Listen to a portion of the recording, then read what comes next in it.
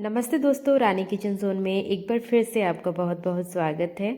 मैं फिर से हाजिर हूँ कुछ ऐसे टिप्स एंड ट्रिक्स लेकर के जो ना सिर्फ आपका काम आसान करेगा बल्कि आपका टाइम और पैसा दोनों की बचत करने वाला है। सो वीडियो को एंड तक ज़रूर देखिएगा, पसंद आए तो लाइक और चैनल को सब्सक्राइब करना बिल्कुल मत भूलिएगा। तो चलिए बिना किसी टाइम वेस्ट के वीडियो को शुरू कर लेते हैं। अगर सिर में जुएं पड़ जाएं तो नींद, चैन और कॉन्फिडेंस सब खराब हो जाता है। महंगे ट्रीटमेंट की ज़रूरत बिल्कुल भी नहीं है। आज मैं आपको बताने जा रही हूँ एक बेहद और एकदम सस्ता सा असरदार घरेलू नुस्खा जिससे जुएं जड़ से ख़त्म हो जाएंगे। इसके लिए आपको ना ताज़ा नीम की पत्ती लेनी है। आपके यहाँ कहीं भी पेड़ है तो आप पत्तियाँ ले सकते हैं। और इस तरीके से ना मैंने मिक्सी के जार में अच्छी तरीके से पहले पत्तियों को वॉश कर दिया है, क्योंकि इस टाइम पे ना बहुत ज़्यादा गंदगी हो जाती है इसके ऊपर। तो आप इसको अच्छे से वॉश करके पत्तियों को निकाल करके मिक्सी के जार में हल्का सा पानी डाल करके पीस लीजिए। तो देखिए इस तरीके का एकदम फाइन पेस्ट बन करके रेडी हो जाएगा। और अब आप इसको ना छान लीजिएगा। तो आपको स्ट्रेनर से नहीं छानना, इसको आप कपड़े से छानिएगा ताकि सिर्फ और सिर्फ हमें जूस मिले, जो पार्टिकल्स वगैरह हैं वो अच्छी तरीके से छन जाए। और कटोरी वो लीजिएगा जो आप इस्तेमाल नहीं करते होंगे खाने में, क्योंकि नीम की कड़वाहट बहुत जल्दी नहीं जाती है और आपके खाने में भी आ जाएगी वो। तो यहाँ पे मैंने एक प्लास्टिक का मेरे पास कंटेनर है, उसी का इस्तेमाल किया है। तो यहाँ पे देखिए मैंने इसे छान लिया है और इसके अंदर ना मैं कुछ कुछ चीज़ें भी ऐड करूँगी। सो आप वीडियो को बिल्कुल ध्यान से और पूरा देखिएगा, क्योंकि अगर आप आधा अधूरा देखेंगे तो इस रेमेडी का प्रॉपर फ़ायदा आपको नहीं मिलेगा। अब इसको मैंने छान लिया है। छानने के बाद देखिए कपूर डाल रही हूँ। तो जितना मेरा ये मिक्सचर तैयार हुआ है ना, उसके लिए सिर्फ एक टिकिया ही काफ़ी है। कपूर की जो स्मेल होती है वो बहुत तेज होती है, जिससे जुएं मरते तो हैं ही, अगर थोड़े बहुत रहेंगे भी तो भाग जाएंगे। इसके साथ ही मैंने इसमें सरसों का तेल भी डाला है, क्योंकि सरसों का तेल बालों की जड़ों तक पहुंचता है और जुओं का सांस लेना मुश्किल कर देता है। तेल से जुएं ना फिसलन के कारण बालों में टिक भी नहीं पाती हैं। चलिए देख लेते हैं कि इसे लगाना कैसे है, इसे अप्लाई कैसे करना है। जब भी आपको हेयर वॉश करना हो, हेयर वॉश करने से पहले आप इसको बालों में अच्छी तरीके से लगा लीजिए। 30 से 40 मिनट तक सर में लगे रहने दीजिए। फिर आपको ना एक बारीक कंघी लेनी है, उससे धीरे धीरे आपको अपने बालों में कंघी करनी है। कंघी करते ही आपको कमाल दिखेगा। जितने भी जुएं होंगे ना वो सारे बेहोश हो जाते हैं, और जब आप कंघी करते हैं ना तो ये सारे अपने आप निकल जाते हैं। इसके बाद किसी भी माइल्ड शैम्पू से अपने बालों को वॉश कर लीजिए। अगर आपके हेयर में बहुत ज़्यादा जुओं की दिक्कत है तो आप हर हफ्ते इस रेमेडी को अप्लाई करिए। आप देखेंगे 3 से 4 हफ्तों में आपके बालों से जुएं एकदम छूम अंतर हो जाते हैं। इसलिए इस टिप को ज़रूर यूज़ करिएगा। और आपका रिजल्ट क्या रहा नीचे कमेंट सेक्शन है, ज़रूर बताइएगा। बढ़ते हैं नेक्स्ट की तरफ। जब भी हम लोग कपड़े खरीद करके लाते हैं तो इस तरीके के पेपर बैग या फिर कैरी बैग्स ज़रूर मिलते हैं, और आई होप सबके घर पे इधर उधर पड़े ही होंगे। तो इसे फेंकना नहीं है। आज मैं बताऊंगी कि आप इसको फेंकने के बजाय इसको किस तरीके से स्मार्टली आप रीयूज़ कर सकते हैं। इन्हीं बैग से मैं एक बहुत ही प्यारा सा ऑर्गेनाइज़र बताऊंगी, जिसमें आप अपने अंडरगारमेंट्स, सॉक्स और जितने भी छोटे कपड़े होते हैं ना उनको बढ़िया तरीके से ऑर्गेनाइज कर सकते हैं। तो देखिए जैसे बॉटम वाले पार्ट को मैंने सीधा किया और वहाँ पे मैंने कट कर लिया, और जो कटिंग वाली पार्ट है ना उसको ऊपर की साइड पे रखना है, और इससे बहुत ही अच्छा मेज़रमेंट हो जाता है। बिल्कुल टेढ़ा मेढ़ा या फिर छोटा बड़ा नहीं कटता है। तो यहाँ भी देखिए इसको रख करके मैंने अच्छी तरीके से इसे कट कर लिया है। अब ये जो मिड वाला पार्ट है ना आप इसको हटा सकते हैं। ये दोनों पार्ट यहाँ पे यूज़ होंगे। तो देखिए ये बॉटम वाला पार्ट है, आप इसको इस तरीके से सीधा कर लीजिएगा।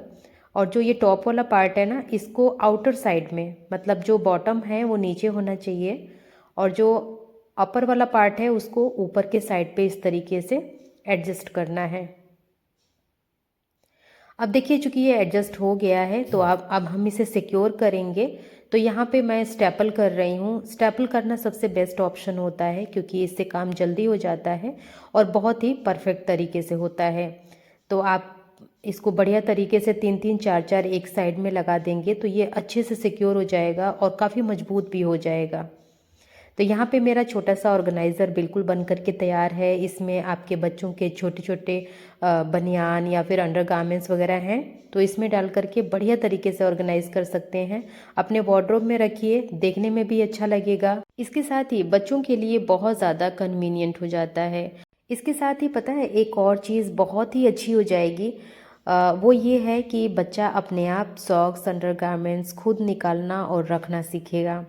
उसे अपनी चीज़ों की पहचानने की आदत भी बनेगी और रोज़ रोज़ जो मम्मी पे डिपेंड रहता है ना, उसमें भी आपको काफ़ी ज़्यादा राहत मिलेगी। जिम्मेदारी तो बच्चों को आएगी ही आएगी, इसके साथ ही ऑर्गेनाइजिंग स्किल भी डेवलप होगी। बढ़ते हैं नेक्स्ट की तरफ। सुई में धागा डालना और स्वेटर का बटन लगाना कई बार ना बहुत ज़्यादा मुश्किल हो जाता है, खास करके ठंड में। लेकिन अब ना बिल्कुल भी आपको टेंशन लेने की ज़रूरत नहीं है। आज मैं आपको बताने वाली हूँ एक बेहद आसान और देसी सा तरीका, जिससे स्वेटर के बटन बहुत ही आसानी से और मिनटों में लग जाएंगे।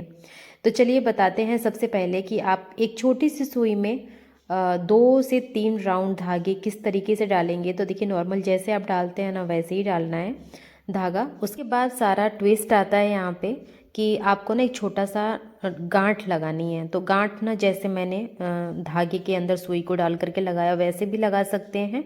नॉर्मली भी गांठ आप लगा सकते हैं, क्योंकि गांठ इतनी छोटी होती है कि सुई के अंदर आराम से आ जाती है।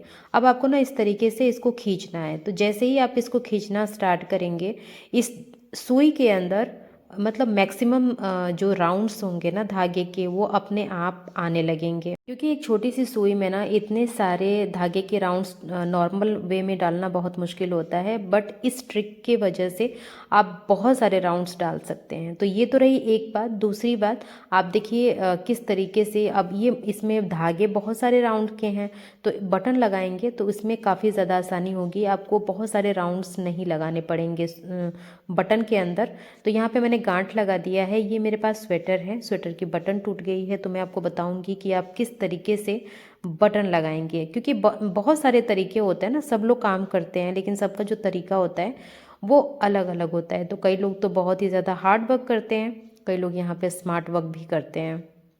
तो ये है स्मार्ट वर्क, आप किस तरीके से लगा सकते हैं। क्योंकि जब इनिशियल लेवल पे कोई लगाता है ना, जैसे कोई बच्चा सीख रहा है, तो उनके लिए थोड़ा मुश्किल होता है। ये टिप उनके लिए बहुत ही ज़्यादा हेल्प करेगी। तो यहाँ पे मैंने बटन लगाना स्टार्ट कर दिया है। चूँकि हमारा जो धागा है वो बहुत सारे राउंड में है, तो यहाँ पे बहुत सारी लेयरिंग करने की ज़रूरत नहीं है। सिर्फ 2 बार आप बटन में लगाइए धागे, मजबूती आ जाएगी। फिर एक बार ऊपर से इस तरीके से लूप बना करके डाल दीजिए, तो ये बिल्कुल हिलेगी नहीं।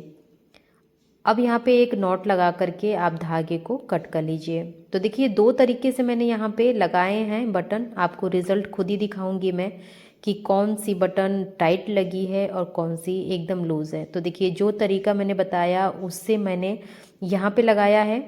अब ये देखिए कितनी ज़्यादा टाइट है। और ये जो है दूसरा तरीका, इसमें सिर्फ मैंने नॉर्मल तरीके से लगाया है। तो आप खुद डिफरेंस देख सकते हैं। जो भी आपको अच्छा लगे, जिस तरीके से आपको अच्छा लगे, आप वैसे बटन लगाइएगा, सीखिएगा और हमें ज़रूर बताइएगा कि हमारी टिप आपको कितना ज़्यादा फ़ायदा दे के गई। अब बढ़ते हैं नेक्स्ट की तरफ। देखिए ये मेरे पास कार्डबोर्ड है, आई होप आपके पास भी होगा। अगर आपके पास है तो संभाल के रखिएगा। मैं बताऊंगी इसका बहुत ही बेहतरीन सा ट्रिक, जो कि आपने एक बार ट्राई कर लिया ना, तो आप इसको सोने चांदी की तरह संभाल के रखेंगे। यहाँ पे मेरे पास जो कार्डबोर्ड है उसको मैं छोटे छोटे टुकड़ों में फाड़ लूँगी और इसका मैं कहाँ पे यूज़ करूँगी, किस तरीके से यूज़ करूँगी, सब कुछ बहुत ही ज़्यादा डिटेल से बताऊँगी। सो यहाँ तक आप वीडियो में बने हुए हैं, इट मीन्स आपको हमारी टिप अच्छी लग रही है, यूज़फुल लग रही है। तो एक लाइक, चैनल को सब्सक्राइब करना बिल्कुल मत भूलिएगा। अब देखिए इतने सारे पीसेस मैंने कार्डबोर्ड के कर लिए हैं। अब चलती हूँ मैं अपने प्लांट की तरफ। अगर आप भी गार्डनिंग का शौक़ रखते हैं, आपके गार्डन में गुलाब के पौधे हैं, तो उन पे आप ट्राई करके ज़रूर देखिएगा। ये जितने भी कार्डबोर्ड मैंने फाड़े हैं ना, गुलाब का जो रूट वाला पार्ट होता है वहाँ पे मिट्टी आप थोड़ा थोड़ा गहरी कर लीजिए और इसमें आप ये सारे कार्डबोर्ड को डाल करके भर दीजिए। अब मैं बताती हूँ इसका फ़ायदा और आपको रिज़ल्ट भी दिखाऊंगी। गुलाब का जो पौधा होता है ना, उसमें कार्डबोर्ड डाल देने से एकदम कमाल होता है, मैं सच्ची बता रही हूँ। ये मिट्टी की जो नमी होती है ना उसको बरकरार रखता है, और जितने भी खरपतवार एक्स्ट्रा के आ जाते हैं ना उनको भी ये रोकता है। साथ के साथ ये बहुत ही अच्छा फर्टिलाइज़र होता है, तो पौधों को पोषण भी देता है।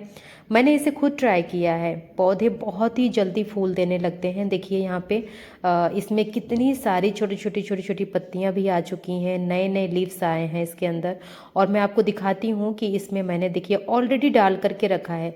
जब मेरे को रिज़ल्ट अच्छा दिखा ना, तो मुझे लगा कि आपके भी साथ शेयर करना चाहिए, क्योंकि बहुत सारे लोग हैं जो कि गार्डनिंग करने के शौकीन हैं। और अब मैं आपको कमाल दिखाती हूँ।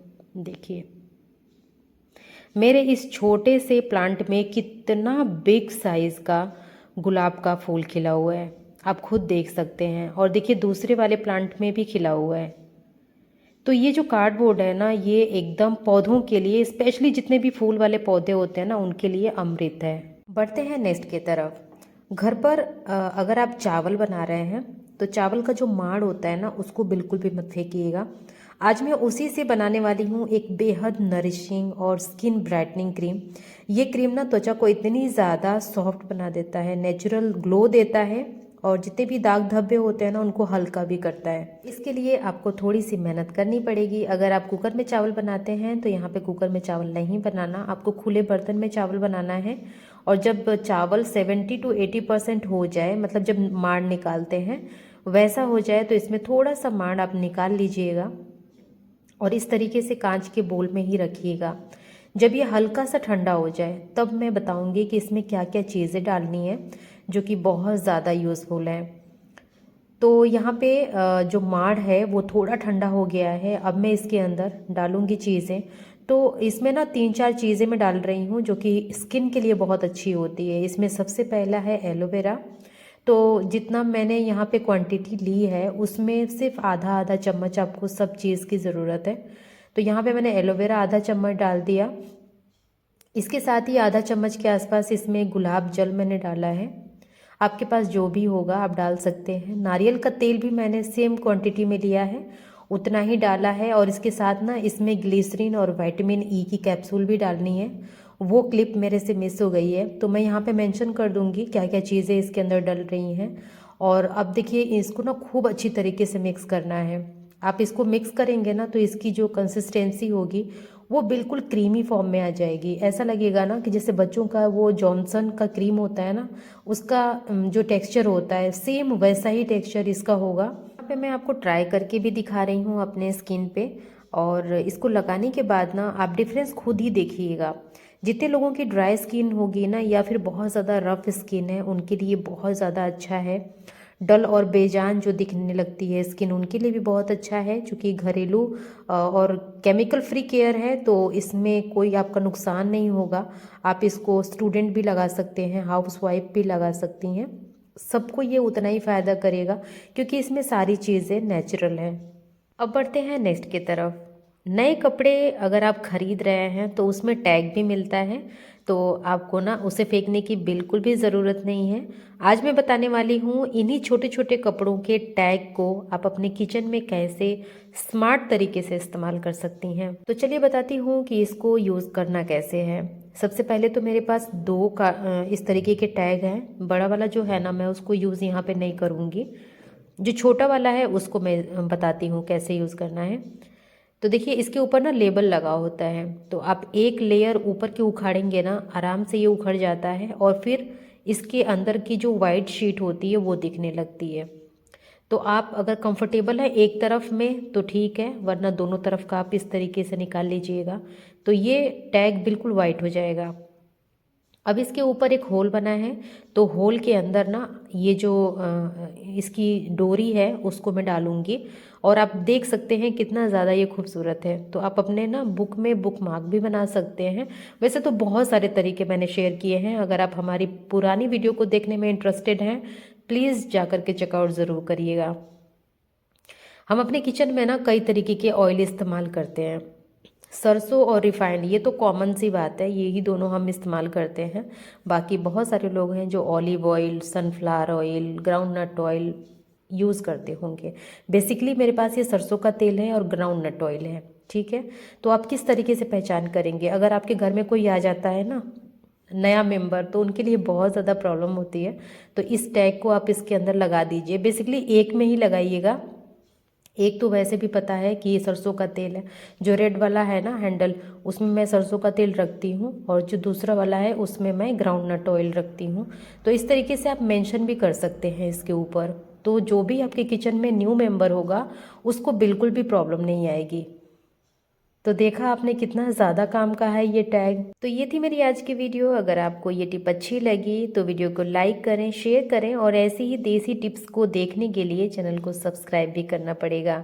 आज के लिए इतना ही। मिलूंगी मैं नेक्स्ट वीडियो में नेक्स्ट टॉपिक के साथ। तब तक के लिए आप अपना खूब सारा ख्याल रखिएगा। Bye bye and take care.